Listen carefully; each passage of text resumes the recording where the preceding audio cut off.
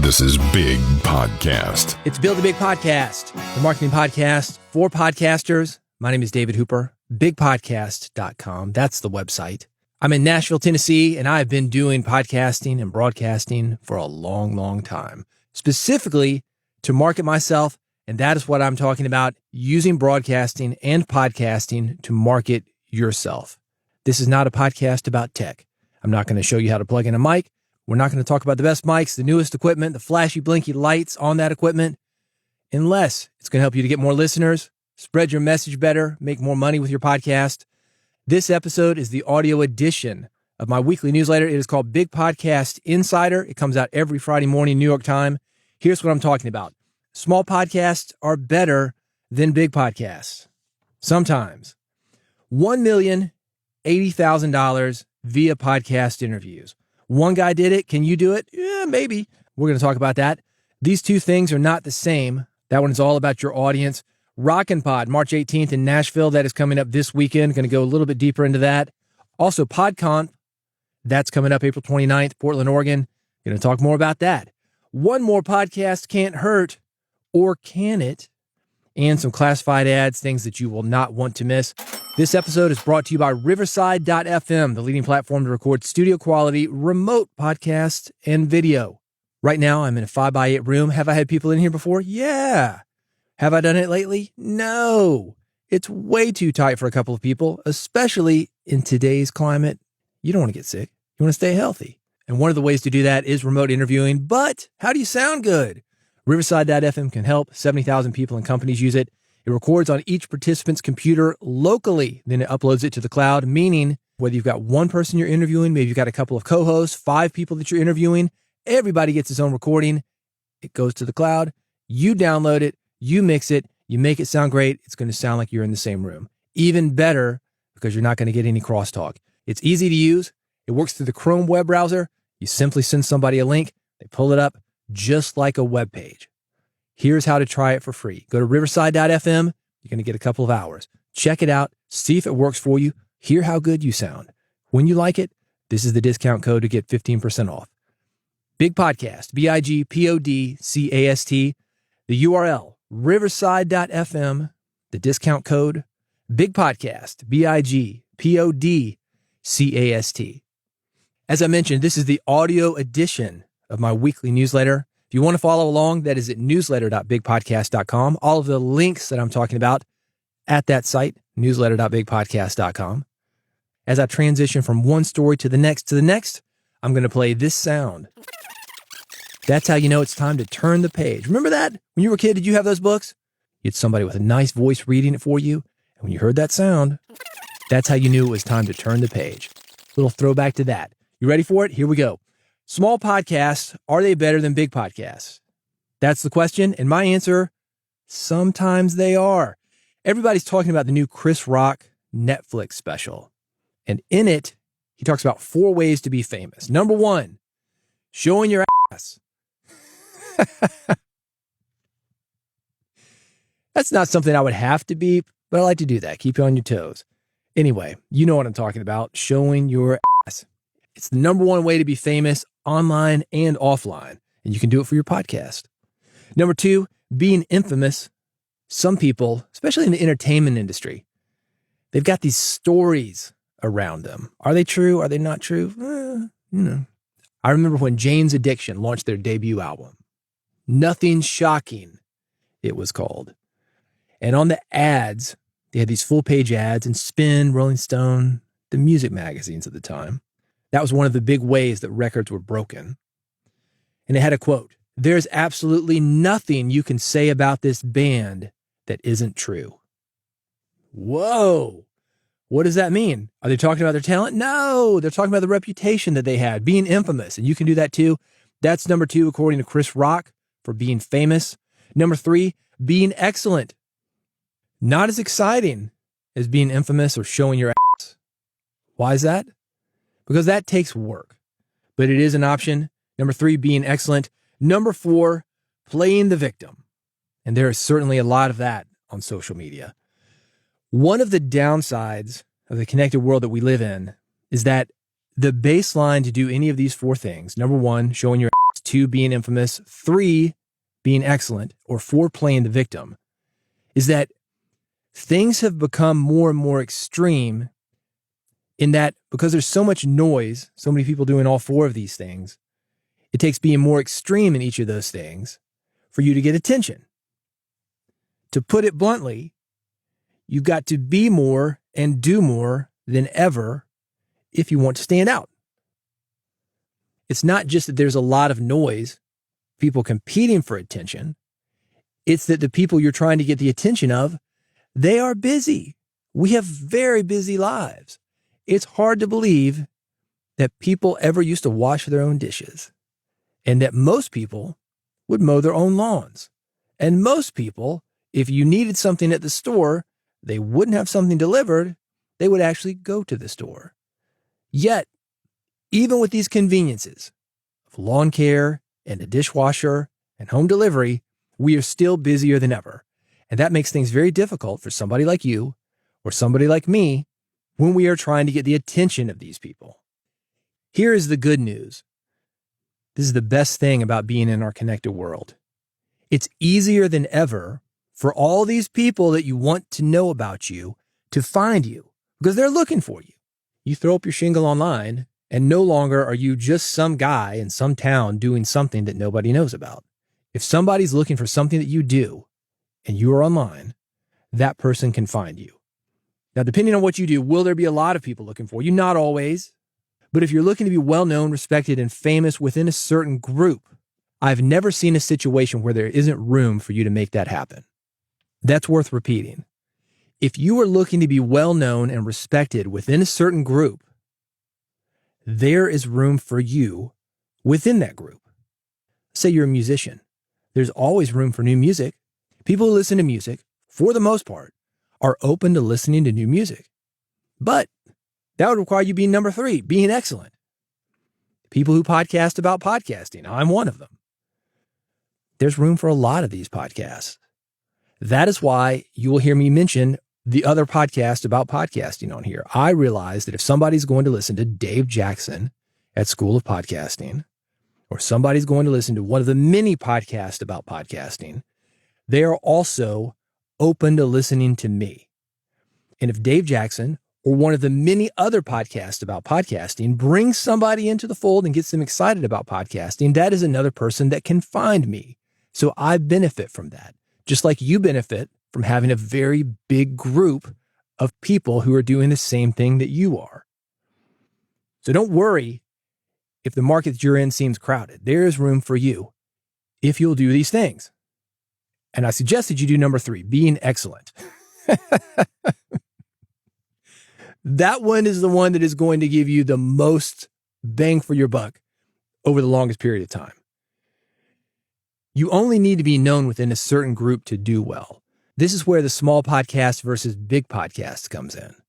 When I was working with musicians, and I'm going to assume just for a second that you've never listened to this podcast before, I used to work with musicians. If you've listened to this podcast, you've heard me talk about this. And when I was working with musicians, I would often have an act come to me and they'd say, we want to be famous everywhere. We want to play the world. And I was like, the world is a big place and you've got to get there to really do what you do. People don't realize how often these guys are on the road that we know about. They are on the road constantly. And I'm talking about constantly for years. I got the Doobie Brothers coming through in a couple weeks in Nashville.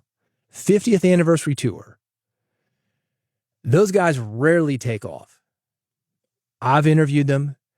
The station where I produce my broadcast show, Music Business Radio, they've been in there at least twice since I've interviewed them. I mean, they are on the road all the time. People don't understand that to be a big act, whether it's in your niche or as a musician or as a speaker, an author, whatever, it takes work.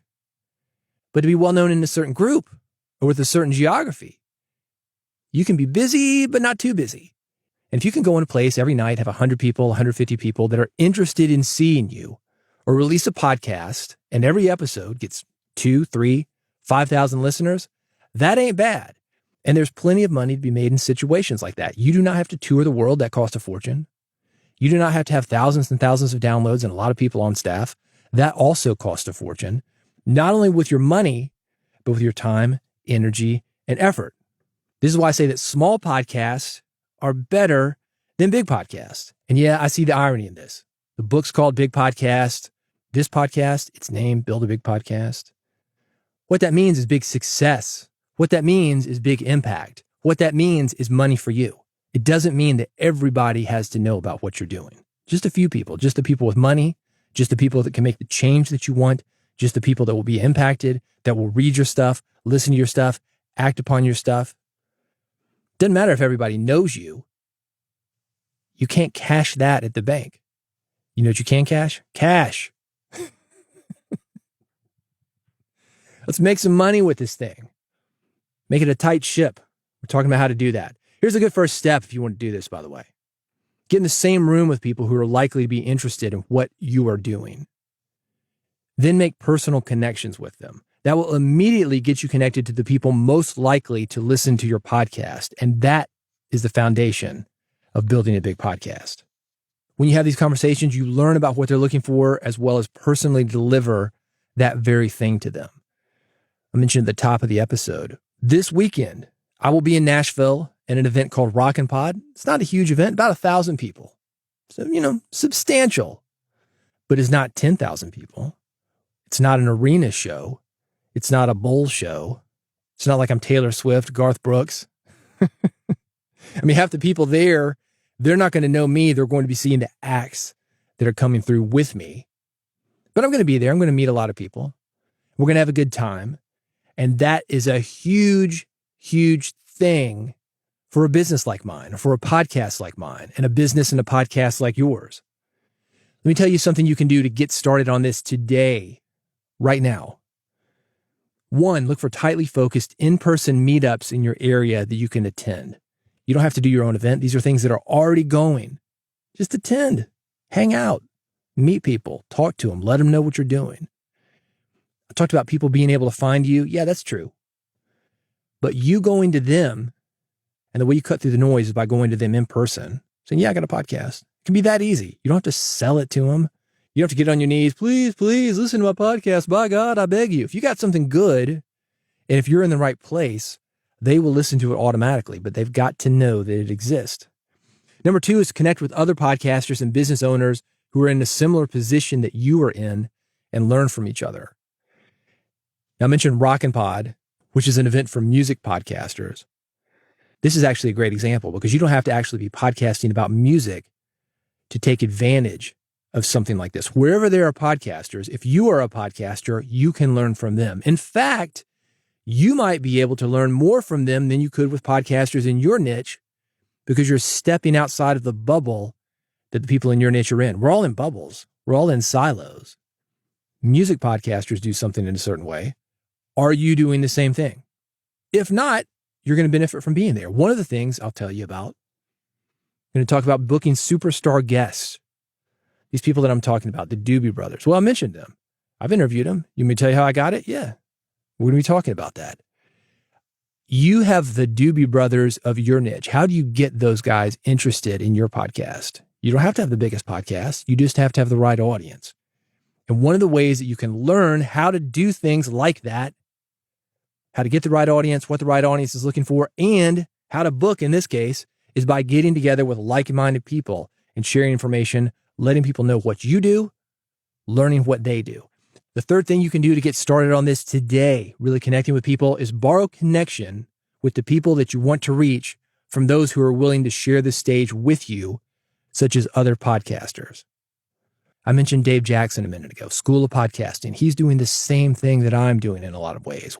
He's going to focus more on tech than I am. As I mentioned, I don't really work with that. My focus is primarily you building an audience. But with that said, we are still working with podcasters to better spread their message, tighten up that message, make impact, make money. We're more or less doing the same thing. I'm sharing the stage with him. Called him up, Dave, would you be interested in being a part of Rockin' Pod this week? He said, hell yeah, I would.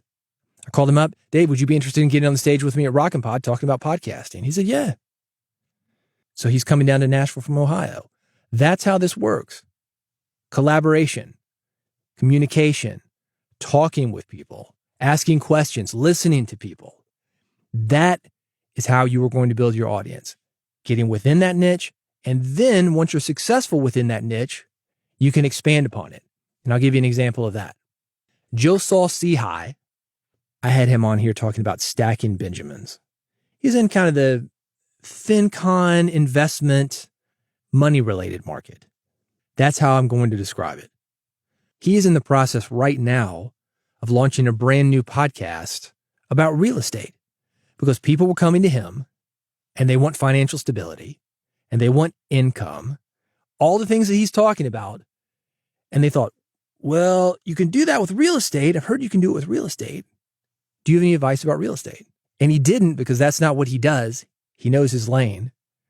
But he knew people who did, and he's working with them to produce a related podcast. That's how you expand. When you've got one thing going, you're going to have people coming to you and they're going to ask you about something else.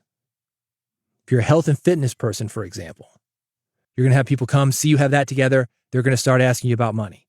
They're going to start asking you for marriage advice. Don't ask me why that happens. But we make assumptions about people. Oh, they got this together. They must have this other thing together. That's the opportunity for you. If you want to go to a general market, start with one thing and then branch out. Don't try to be somebody for everybody, at least not at first. If you want more thoughts on this, those 4 things from Chris Rock and those 3 things you can do to get started today as far as building your audience, I've got everything linked at newsletter.bigpodcast.com. $1,080,000 plus via podcasting. That was the minimum, man. $1,080,000, a lot of money. Casey Hill, he's been a guest on hundreds of podcasts, and anybody who has ever done guest booking, I'm one of those people. They know, just like I know, it is not as easy as it sounds. So I'm not saying that this is easy, but it is possible. According to Casey, the pitch is this. A good pitch includes a compelling hook, a body section that builds authority, and a conclusion that offers specific, compelling topics you can speak on. Something worth mentioning, and if you look at Casey's info, and I've got it linked at newsletter.bigpodcast.com, he's got more information about how he did this. $1,080,000 via podcast interviews. It's an 80-20 thing. 80% of the results that you get from being on a podcast will come from the 20% of the podcast on which you appear. And the exact opposite is true. You're going to get 20% of the results from the other 80% of podcasts that you are on. Again, small, better than big. So if you're considering going on a lot of podcasts, spreading your message, do not get caught up in the busy work and let podcast guesting be a distraction from what's really important for you growing your business, spreading your message, making money. When I talked about going to meetups, meeting people in person, speaking to a room of 100 people, some people would think, oh, meetup, man, there's 10, 15 people there. I could go on a podcast, gets hundreds of downloads, thousands of downloads. Okay. You could. But those one-on-one conversations, those in-person conversations, so much better when it comes to getting results. I'm going to tell you why in a minute. We're going to dive a little bit deeper into this subject. But to wrap this up, don't get caught up thinking a podcast is a podcast is a podcast. Not all podcasts are created equal. I just got a ton of pitches. I don't know why. Let's do a booking site. You know these booking sites where they try to match podcast guests with podcasters? Anyway, it must have been listed or something because a ton of these just came through, literally right before I stepped into the studio today. I don't even think that they looked at what my podcast was about. I think it was a spray and pray model. Just go to everybody. Some of them didn't even use the right name. One of them had me listed as something like Ted Lasso. Ted somebody. I was like, what? That's not my name. Did you listen to the podcast? I say it at the very beginning of every episode. You know, maybe a database mix up, but regardless, that shows you that these guys are going from a database and they are sending something to every single person on that list. You know this when you get those pitches that say, hello, Ted Lasso. I've really enjoyed Build a Big Podcast, the marketing podcast for podcasters, a podcast on podcasting. It's got the whole name, the subtitle, all the keywords.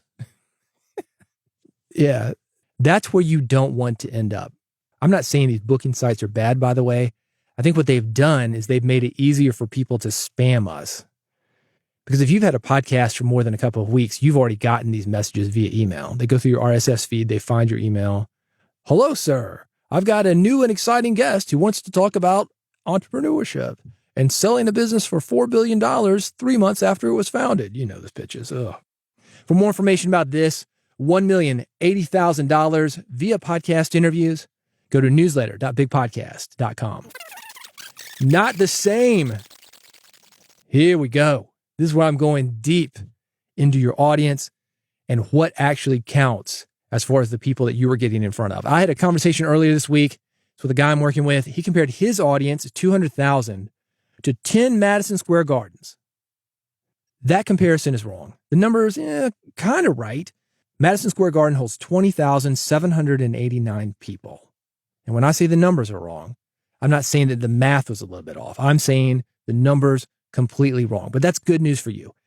If you want to go to Madison Square Garden, what do you have to do? 1, buy a ticket. 2, you have to physically get there at a certain time. It's in Manhattan. You're taking a cab, a subway, a car, maybe a ferry, a plane. I don't know. Maybe you're close enough to walk. Regardless, it takes work. A lot more work than listening to a podcast. What do you have to do to listen to a podcast? Not a damn thing. It's already on your phone. It's waiting for you. Press a button. Maybe that's one thing. Press a button compared to buying the ticket and physically getting there at the same time. But the difference is beyond physical effort. To attend an event at Madison Square Garden, somebody has to have money.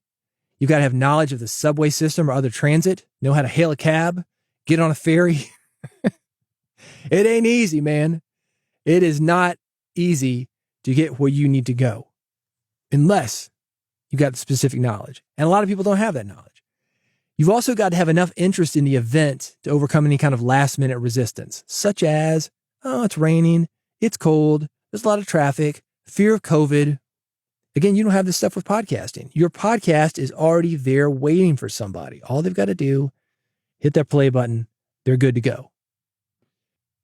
When you hear entertainers talk about Madison Square Garden and a successful tour, it's not the biggest venue. Like I said, 20,789 people. But it's a very big deal when they talk about selling it out. Why? Because what I'm talking about, having the money, the knowledge of the system to get there, last minute resistance.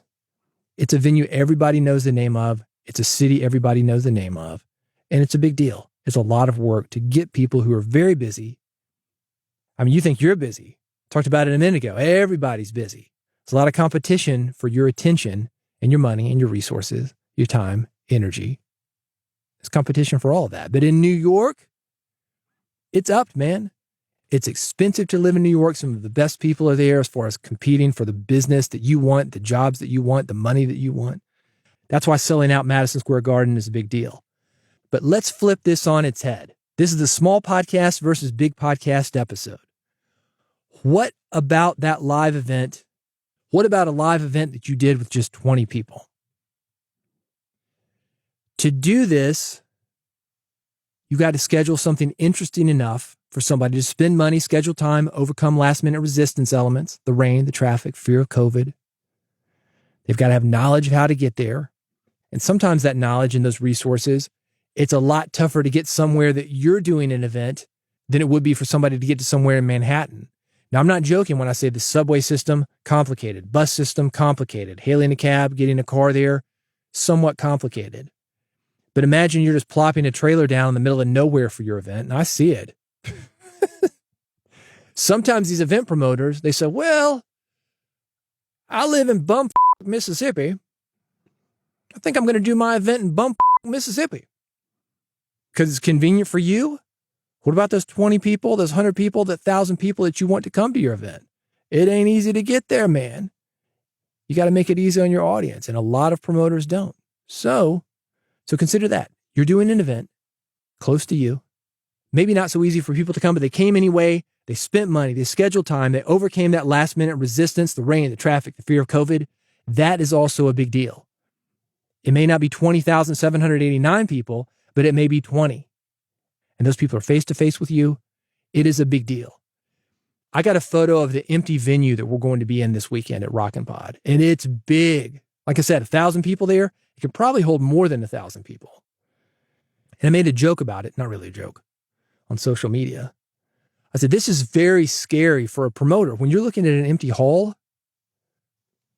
it is very scary. Money on the line, reputation on the line. You want people there to have a good time. That means other people need to be there for them to have a good time, at least in a situation like a podcasting event, where part of the good time and part of the success is meeting other podcasters and learning from those other podcasters. So it's a lot of pressure. And it's a big deal.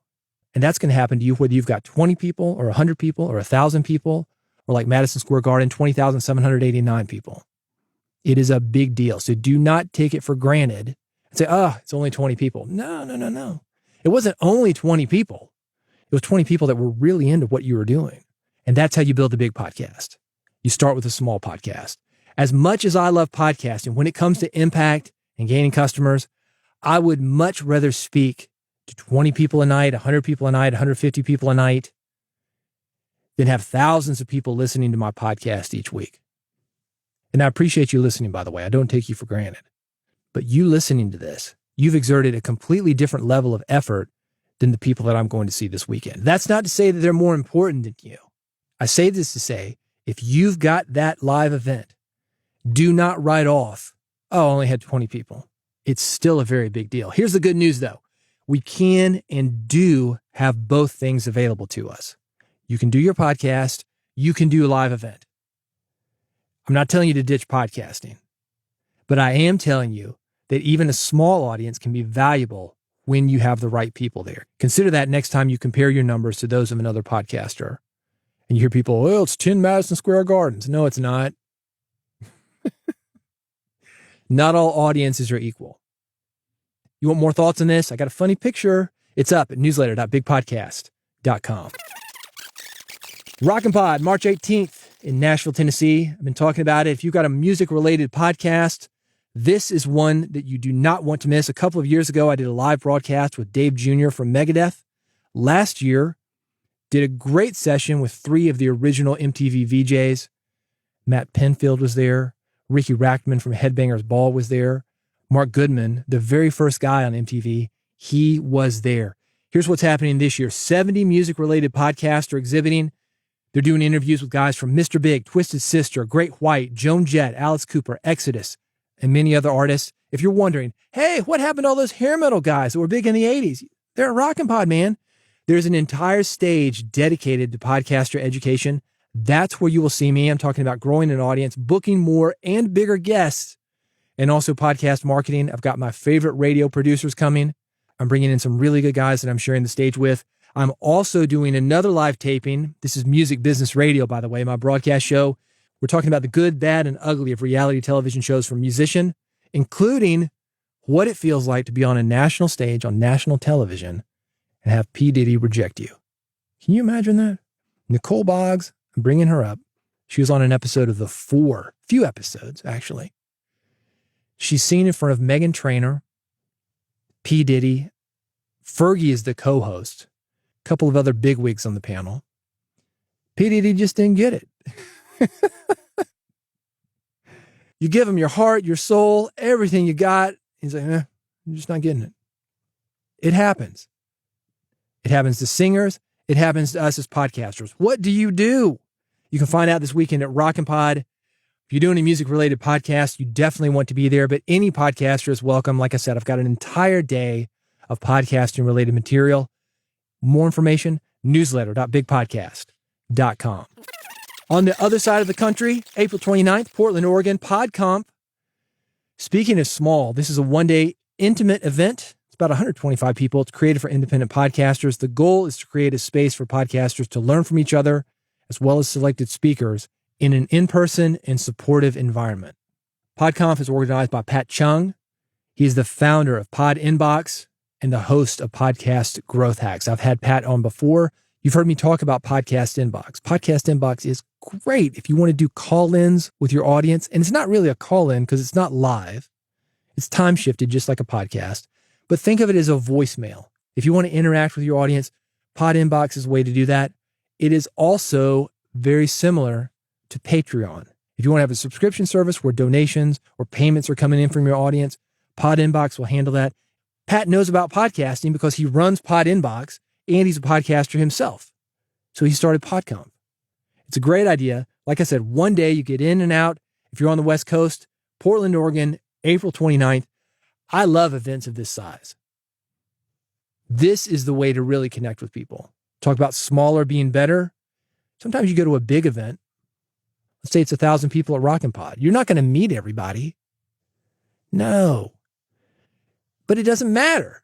If you walk away from a live event, you've got 2 or 3 good connections, it's worth it. It is worth it. That can be life-changing for you. I think it's easier to do that with a smaller event.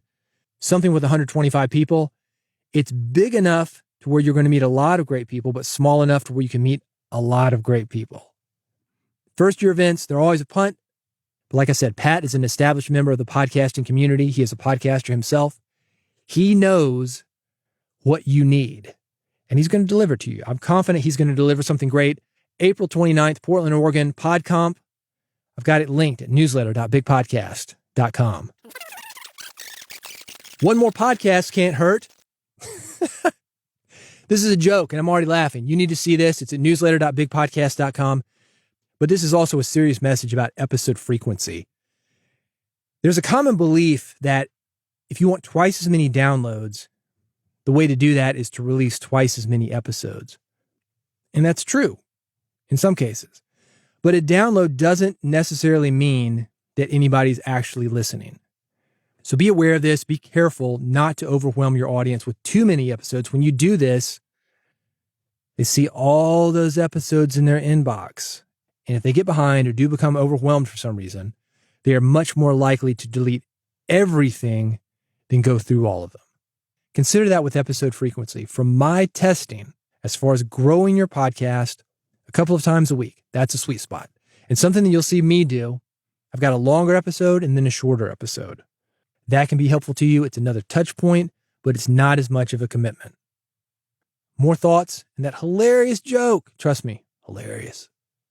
Newsletter.bigpodcast.com. Classified ads for you. Swell AI. You can use Swell AI to automate your podcast episode summaries, get time-stamped episode highlights, and long-form articles based on the content of your episodes. We are hearing a lot about AI right now. Larry Roberts is coming in from Texas to talk about that this weekend at Rockin' Pod. And there are a lot of good programs that you can use to take advantage of AI when it comes to scripting your podcast, booking guests, planning things out. I've actually got an interview with Cody, the founder of the company, coming up very shortly. We're going to dive a little bit deeper into how it works. But until then, try it. It's free. You can go to newsletter.bigpodcast.com for that link. You're going to love it. You upload the audio. It does all the work for you. It is literally an upload, one click, set it and forget it solution for your podcast episode notes. You're going to be very impressed. Newsletter.bigpodcast.com. Also, Mail Timer. Create customized countdown timers for emails and websites that boost your sales, conversions, and click-through rates. I love this thing. You've probably gotten emails that have timers on them. 3 more days. There are a lot of great ways to use it for podcasters. For example, 5 days until the new episode, 4 days until the new episode.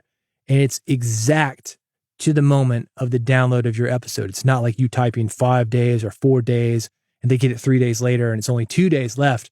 It is accurate to the second. So it is great for promoting podcasts. You can check it out. I've got it linked at newsletter.bigpodcast.com. Thanks so much for listening to this episode of Build a Big Podcast. If you want more from me, I've got some great bonus episodes coming up. Have you seen this new TikTok filter? Bold glamour. People are pissed. They think it promotes an unrealistic beauty standard for people. And maybe it does. I think we've got our own version of this with podcasting, all the equipment that I'm running through right now. You think this is my voice?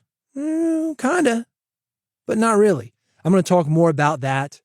Also, my wife being a photographer, working in that industry, that's basically her job, making hot chicks hotter. I've got some thoughts about that, the good, the bad, and the ugly of filters, EQ, compression, all the stuff that we are up against when it comes to getting our message out, all the opportunities that we have, and all the things that maybe they're not so helpful. That's coming up. to make sure that you don't miss that episode or other future episodes of Build a Big Podcast, this is where you need to go. bigpodcast.com/subscribe. When you go there, I make it very easy for you to subscribe, depending on the phone that you listen to your podcast on. iPhone, got a button for you. Android, got a button for you. RSS feed, you need that? I got a button that's got it. I've also got a QR code that you can scan. Through the power of the internet, it takes this podcast, Build a Big Podcast, from my server, puts it immediately on your phone. You can listen to it wherever and whenever. You can listen to Build a Big Podcast in the car, in the gym, maybe on your way to Rockin' Pod this weekend. Thanks for listening. Bigpodcast.com/subscribe to subscribe, and I'll see you on the next episode of Build a Big Podcast.